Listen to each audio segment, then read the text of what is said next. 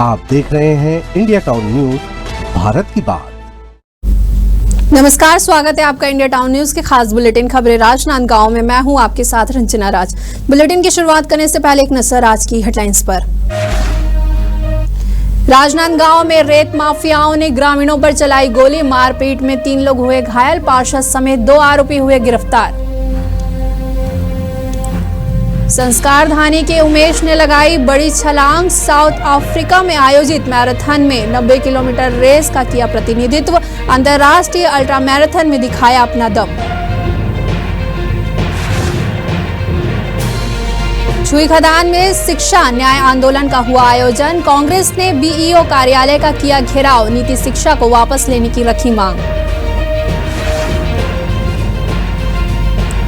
संस्कार धानी जिले में मनाया गया विश्व बाल श्रम निषेध दिवस, राजनांदगांव में उठाया गया महत्वपूर्ण कदम, विधिक जागरूकता रैली का किया गया आयोजन।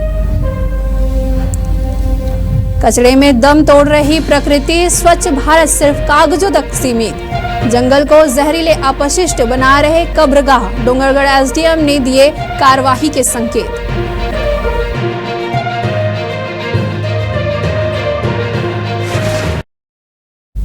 हेडलाइन के बाद अब खबरें विस्तार से। राजनांदगांव जिले के मोहड़ ग्राम स्थित नदी क्षेत्र में अवैध रेत खनन को लेकर हुए विवाद ने हिंसक रूप ले लिया था। घटना 11 जून की है, जब एक जेसीबी मशीन रैंप निर्माण के लिए पहुंची थी। ग्रामीणों ने जब इसका विरोध किया तो कार से उतरे कुछ लोगों ने ग्रामीणों से मारपीट शुरू कर दी। इस दौरान फायरिंग भी की गई, जिससे इलाके में दहशत फैल गई थी। घटना में कुछ ग्रामीणों को चोटें भी आई। घायलों में से एक पीड़ित ने बताया कि हमलावरों में मोहड़ के पार्षद संजय रजक भी शामिल था। फायरिंग करने के बाद आरोपी मौके से फरार हो गए। हालांकि जेसीबी चालक और पार्षद संजय रजक को ग्रामीणों ने पकड़कर पुलिस को सौंप दिया था। दोनों आरोपियों को न्यायालय में पेश किया गया है। वहीं अन्य फरार आरोपियों की तलाश के लिए पुलिस ने विशेष टीम गठित कर दी है। नगर निगम वार्ड नंबर 49 है, वहां पर रेत तस्करों के द्वारा गांव वालों के साथ मारपीट करने की एक घटना सामने आई है, जिसमें तस्करों के द्वारा हवाई फायरिंग करते हुए भागा जाना भी पाया गया है। इसमें अपराध कायम करके वहां पे जो घटना पे गांव वालों के द्वारा 2 लोगों को पकड़ के रखा गया था, जिनको पुलिस के द्वारा सुरक्षा थाना लेके जाया गया और जहां उसके बाद विधिवत उनके खिलाफ कार्रवाई की गई। इसमें संजय रजक जो पार्षद वहां के वार्ड नंबर 49 के हैं और साथ ही साथ जेसीबी चालक भगवती निषाद, इन दोनों को गिरफ्तार किया गया है। साथ ही वो जो घटना में उपयुक्त जेसीबी और हाईवा का 2 गाड़ियों को भी जब्त इसमें किया गया है। इसमें अभी भी बहुत सारे आरोपियों की गिरफ्तारी होनी शेष है और 4 से ज्यादा टीम इस मामले में लगी हुई है और साथ ही टेक्निकल एनालिसिस भी इसमें चल रहा है। जल्द ही इन सबके खिलाफ भी कार्रवाई की जाएगी और विधिवत रिमांड पर पेश किया जाएगा। आज छत्तीसगढ़ के लिए गर्व का क्षण रहा है, जब राज्य के धावक उमेश ने साउथ अफ्रीका में आयोजित विश्व प्रसिद्ध 90 किलोमीटर की दौड़ प्रतियोगिता में हिस्सा लिया। इस अंतर्राष्ट्रीय स्तर के रेस में 60 से अधिक देशों के प्रतिभागी शामिल हुए थे। आपको बता दें कि उमेश ने इस चुनौतीपूर्ण अल्ट्रा मैराथन में भाग लेकर न केवल छत्तीसगढ़ बल्कि पूरे देश का नाम रोशन किया है। यह दौड़ दुनिया भर में अपनी कठिन भौगोलिक परिस्थितियों और लंबी दूरी के लिए जानी जाती है। इसमें प्रतिभागियों को शारीरिक और मानसिक दोनों तरह की परीक्षा से गुजरना पड़ता है। उमेश की इस उपलब्धि से खेल प्रेमियों में खुशी की लहर है। वहीं खेल क्षेत्र से जुड़े लोगों और सामाजिक संगठनों ने उमेश की इस उपलब्धि की सराहना की है और युवाओं को उनसे प्रेरणा लेने की बात की है। मैं 8 जून 2025 को साउथ अफ्रीका में आयोजित Comrades Marathon the ultimate human race में 90 किलोमीटर मैंने रेस दौड़ी। ये रेस मैंने 11 घंटे 42 मिनट में पूरी की और मुझे बहुत खुशी हो रही है कि मैं राजनांदगांव छत्तीसगढ़ का पहला ultra runner, comrades marathon ultra runner finisher बना। और ये इस रेस में लगभग 60 देशों के 26,000 प्रतिभागियों ने रनर्स ने भाग लिया था। उसमें इंडिया से 410 लोगों में मैं छत्तीसगढ़ से एकमात्र रनर था। राजनांदगांव रनर के लिए ही नहीं अपितु पूरे राजनांदगांव शहर और छत्तीसगढ़ के लिए गर्व की बात है कि उमेश ने इस वर्ल्ड फेमस और इतनी कठिनतम अल्ट्रा मैराथन में भाग लिया और सफलतापूर्वक इसे पूरा किया। ये पूरे छत्तीसगढ़ के पहले ऐसे रनर धावक हैं जिन्होंने इस रेस में पार्टिसिपेट किया है और सफलतापूर्वक कांस्य पदक हासिल किया है।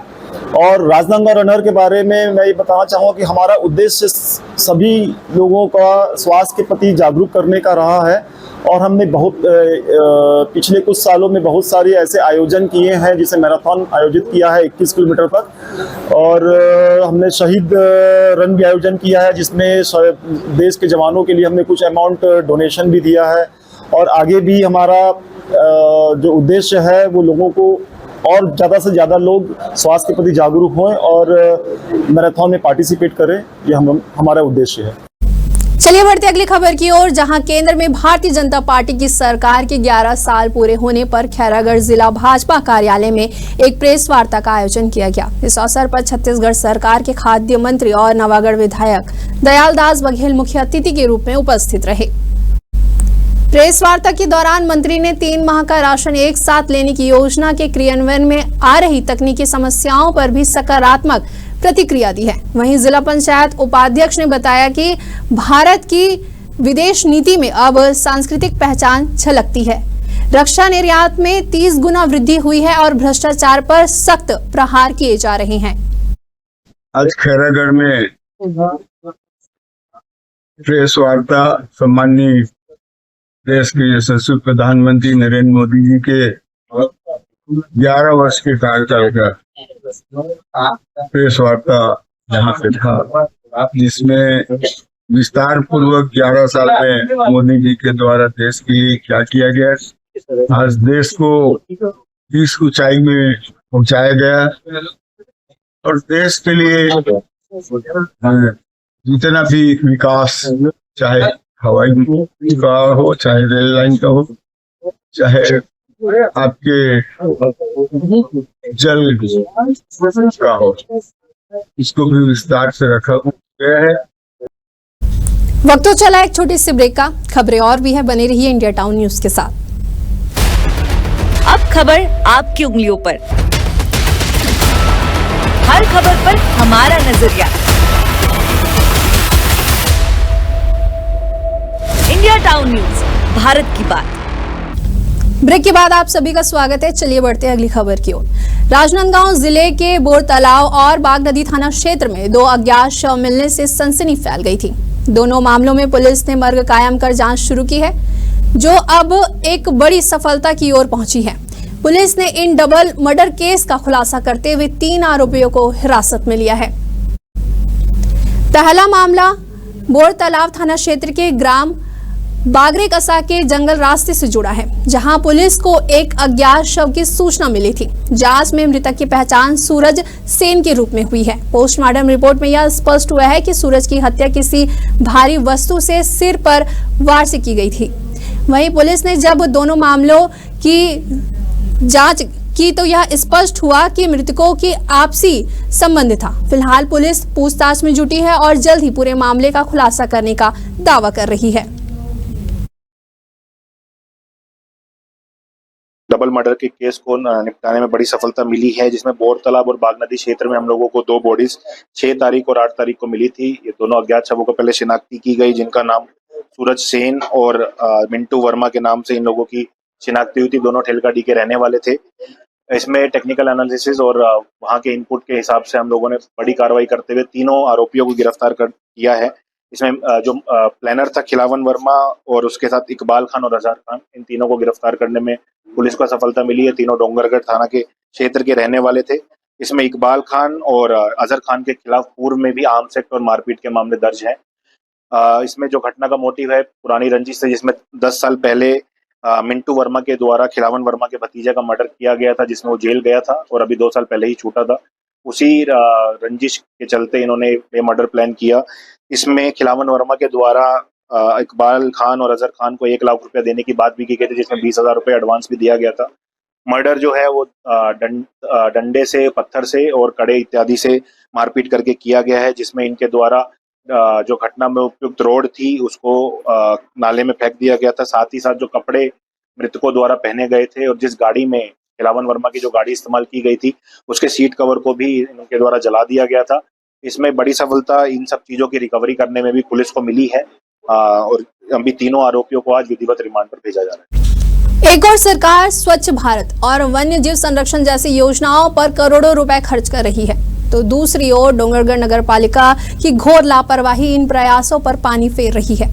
शहर के सरस्वती शिशु मंदिर से बछेरा भाटा रोड के किनारे जंगल के करीब खुलेआम पॉलीथीन, झिल्ली, मेडिकल वेस्ट और अन्य खतरनाक कचरे का अंबार लगा दिया गया है। यह नजारा किसी एक दिन का नहीं बल्कि रोजाना का है। मणिकंचन केंद्र, जिसे कचरे के प्रबंधन के लिए बनाया गया था, केवल नाम मात्र का है। स्थानीय पर्यावरण प्रेमियों ने कई बार इस मुद्दे को अधिकारियों के संज्ञान में लाने की कोशिश की है, लेकिन कोई भी नतीजा नहीं निकला है। शहर के वार्ड नंबर 1 और 3 सहित कई इलाकों में हालात इतने बदतर हो चुके हैं कि पूरा वातावरण एक गैस चैम्बर जैसा महसूस हो रहा है। वहीं डोंगरगढ़ के एसडीएम ने इस गंभीर समस्या पर संज्ञान लेते हुए जल्द ही कार्यवाही का आश्वासन दिया है। आपके माध्यम से सूचना मिली है, नगर पालिका सीएमओ और एसडीओ फॉरेस्ट को निर्देशित किया जाएगा और इस मामले को गंभीरतापूर्वक निराकरण किया जाएगा। सर, पिछले 6 महीने से नगर पालिका सीएमओ और फॉरेस्ट के एसडीओ को इस बात की सूचना दी गई है, लेकिन अभी तक कोई कार्रवाई नहीं हुई है। तो इसमें तो कार्रवाई तत्काल करनी चाहिए, पर्यावरण से रिलेटेड मामले हैं और हम निराकरण करेंगे।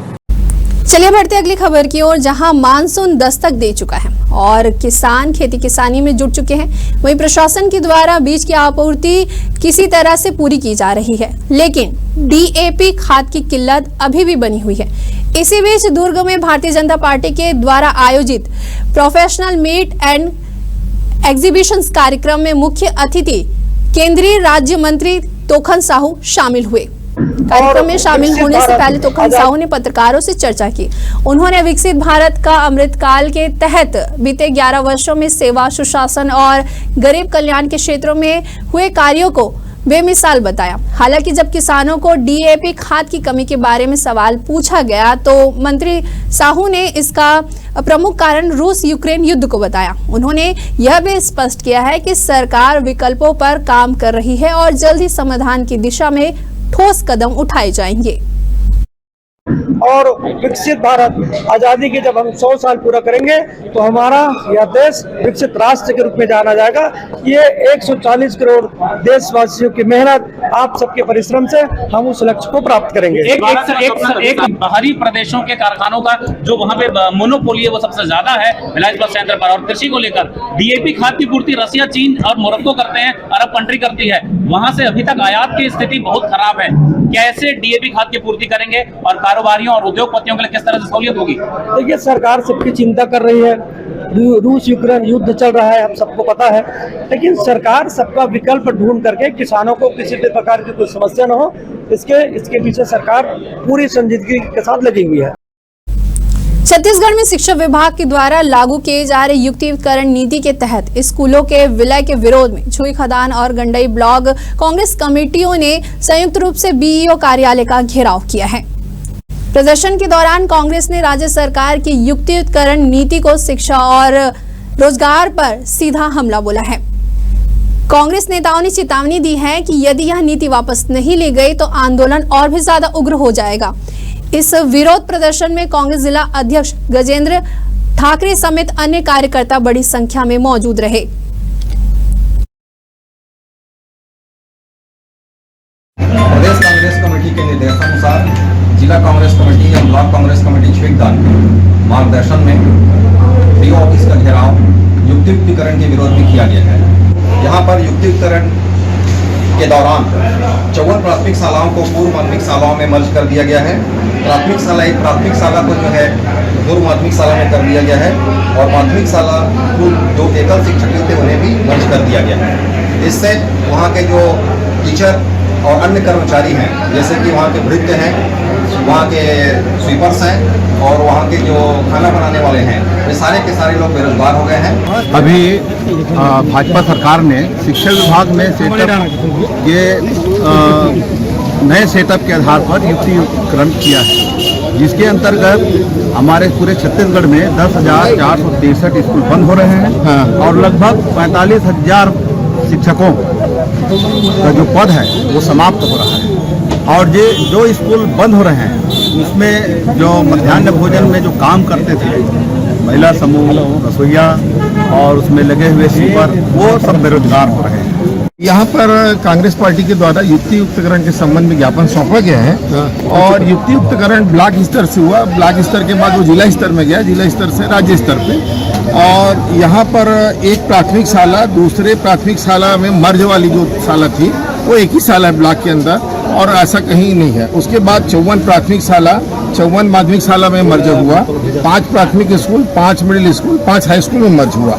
यहाँ पर कुल 44 एकल शिक्षक की प्राथमिक स्कूल था और 4 शिक्षक विहीन शाला था, लेकिन सभी शालाओं में आज पर्याप्त टीचर हो चुकी है। और मिडिल स्कूल में 2 एकल शिक्षक की शाला थे, वहाँ पर भी जिला स्तर से काउंसलिंग के द्वारा टीचर मिल चुकी है। वैसे हाई स्कूल में 2 एकल शिक्षक की शाला था, एक कुम्हरवाड़ा और एक भुरगुसी, वहाँ पर भी जिला स्तर से काउंसलिंग उपरांत टीचर की नियुक्ति हो गई। बढ़ते हैं अगली खबर की ओर, जहां विश्व बाल श्रम निषेध दिवस के अवसर पर राजनांदगांव में एक महत्वपूर्ण कदम उठाया गया है। जिला श्रम विभाग ने विधिक जागरूकता रैली का आयोजन किया है। इसमें श्रम निरीक्षक मुकेश देवांगन ने बाल श्रम निषेध अधिनियम 1986 और बच्चों के अधिकारों के बारे में जानकारी दी। उन्होंने कहा कि बच्चों के अधिकारों की सुरक्षा और बाल श्रम निषेध के लिए हमें मिलकर काम करना होगा। हमें बच्चों को शिक्षा और संरक्षण प्रदान करने के लिए सरकार की योजनाओं का लाभ उठाना चाहिए। आज 12 जून, इस दिन का महत्व ये है कि आज के दिन को विश्व में विश्व बाल श्रम निषेध दिवस के रूप में मनाया जाता है। तात्पर्य ये है कि हमको 14 वर्ष से कम आयु के किसी भी बच्चे को काम में नहीं लेना है। इसके साथ साथ हमको किशोर श्रमिक, जिनको हम 14 से 18 वर्ष के किशोर श्रमिक कहते हैं, उनको भी हमको खतरनाक क्षेत्रों में काम में नहीं लेना है। और आज के दिन का मनाने का महत्व लोगों में जागरूकता फैलाने के लिए ही आज का दिवस को बाल श्रम के निषेध दिवस के रूप में मनाया जाता है। एक्चुअली में हम देखते हैं कि जो श्रमिक बाल श्रम की प्रवृत्ति में या किशोर श्रमिक की प्रवृत्ति में किस कारण से आता है, इसका मुख्यतः कारण बेरोजगारी, अशिक्षा, या ये कहना चाहिए कि परिस्थिति की उनके या फिर पालन पोषण करने वाले माता पिता अभिभावक, उनकी मृत्यु होने पे परिवार का जो आर्थिक स्थिति का बोझ उन कंधों पर आ जाता है, और जिस कारण से वो अनावश्यक अपनी बचपन को खो करके अपनी बोलना चाहिए मजदूरी करने के लिए विवश हो जाते हैं।